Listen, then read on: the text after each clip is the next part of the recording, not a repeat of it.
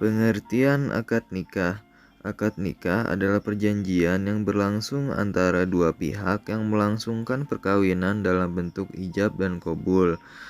Ijab membawa maksud ucapan penyerahan yang diucapkan wali dari pihak perempuan atau wakilnya sebagai penyerahan kepada mempelai laki-laki atau wakilnya, dan qabul adalah ucapan yang diucapkan oleh mempelai laki-laki sebagai bentuk kerelaan atau penerimaan. Berikut adalah runtutan proses pelaksanaan akad nikah menurut syarat-syarat Islam. Pertama, calon mempelai pria dan wali nikah. Wali atau yang mewakili mempelai wanita dihadapkan dengan calon, yaitu mempelai pria. Setelah itu, dua orang saksi hadir di sebelah kanan atau di sebelah kiri wali. Kedua, pembukaan. Setelah wali, calon pengantin laki-laki, qori atau orang yang membacakan ayat Al-Quran, khotib serta orang yang berdoa hadir, dilanjutkan dengan pembacaan ayat suci Al-Quran. Ketiga, pembacaan ayat suci Al-Quran. Umumnya, deretan surat yang dibaca setelah sesi pembukaan meliputi surat An-Nisa ayat 1, surat Ar-Rum ayat 21, surat An-Nisa ayat 34-35, dan surat At-Tahrim ayat 6. Keempat, khutbah pernikahan. Orang yang menyampaikan khutbah adalah pihak penghulu dari KUA atau pemuka agama. Kelima, ijab dan qabul. Ijab qabul dalam syariah nikah sebenarnya itu dilakukan oleh wali dan suami. Keduanya sama-sama laki-laki. Keenam, saksi. Setiap akad nikah itu dilakukan oleh dua orang saksi yang memenuhi syarat seperti laki-laki, muslim, akil baligh, merdeka, dan adil. Ketujuh, majelis ijab dan qabul. Majelis ijab dan qabul itu harus dihadiri minimal 4 orang, yaitu calon mempelai pria atau wakilnya, wali dari mempelai perempuan atau wakilnya, dan 2 orang saksi. 8. Mahar. Mempelai laki-laki akan menyerahkan mahar secara simbolis kepada mempelai perempuan. Kesembilan, nasihat pernikahan. Setelah itu, baru terdapat sesi sungkeman kepada orang tua atau orang yang dituakan sebagai bentuk doa restu. Kesepuluh, penutup. Pihak MC kemudian akan menutup seluruh prosesi akad nikah dengan pembacaan doa. Apa itu nikah? Nikah adalah perjanjian perkawinan antara laki-laki dan perempuan sesuai dengan ketentuan hukum dan ajaran agama. Secara istilah, pernikahan adalah akad yang melafalkan pergaulan antara laki-laki dan perempuan yang bukan mahramnya. Dari akad itu juga muncul hak dan kewajiban yang mesti dipenuhi masing-masing pasangan. Ketentuan mengenai pernikahan ini tergambar dalam firman Allah Subhanahu wa taala dalam Al-Qur'an Ar-Rahman ayat 21. Dan di antaranya tanda-tanda kekuasaannya ialah menciptakan untukmu istri-istri dan sejenismu sendiri supaya kamu hidup tentram bersamanya, dan dia juga telah menjadikan di antaramu suami istri rasa cinta dan kasih sayang. Sesungguhnya pada yang demikian itu benar-benar terdapat tanda-tanda bagi kaum yang berfikir. Ar-Rum 30. Dilansir dari NU Online, pada dasarnya hukum menikah adalah sunnah, artinya siapa yang mengajarkan mendapatkan pahala namun tidak berdosa jika meninggalkannya. Hal ini berdasarkan himbauan Nabi Muhammad SAW.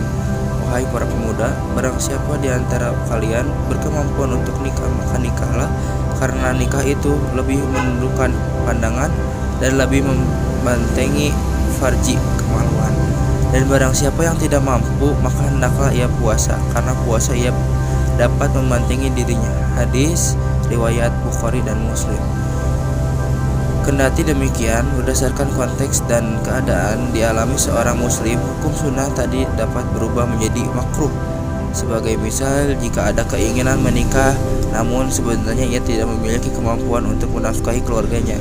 Demikian juga hukum sunnah tadi dapat menjadi wajib jika seorang sudah memiliki kelapangan antara harta dan mampu memberikan hak dan kewajiban dalam rumah tangga, namun ia meninggalkan ibadah nikah ini tanpa alasan yang jelas.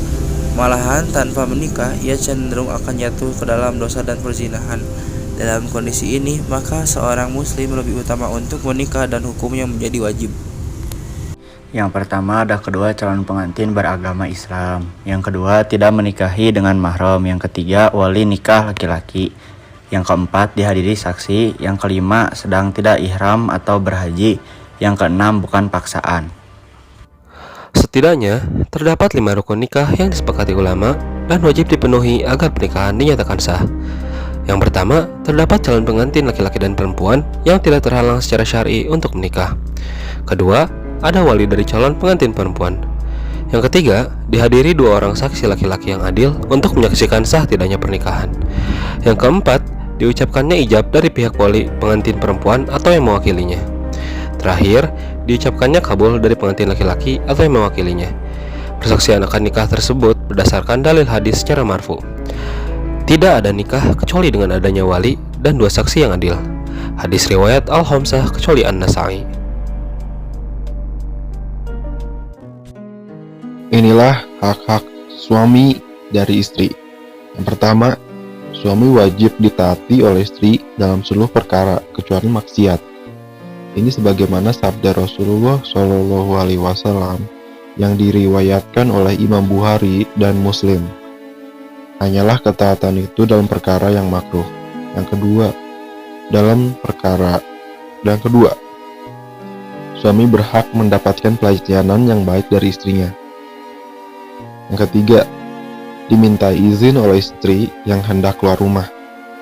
Istri tidak boleh keluar rumah kecuali seizin suami. Yang keempat, istri tidak boleh puasa sunnah kecuali dengan seizin suaminya. Rasulullah SAW bersabda sebagaimana yang diriwayatkan Imam Bukhari dan Muslim, tidak boleh seorang istri puasa sunnah sementara suaminya ada di tempat kecuali dengan izin suaminya. Yang terakhir, disyukuri nafkah halal dan kebaikan yang diberikannya. Istri harus mensyukuri setiap pemberian dari suaminya. Ada juga kewajiban suami. Yang pertama adalah memberi mahar kawin. Yang kedua nafkah yang layak sesuai kemampuan. Ketiga pakaian dan tempat tinggal. Menggauli istri secara makruh baik, menjaga istri dari dosa, memberikan cinta dan kasih sayang.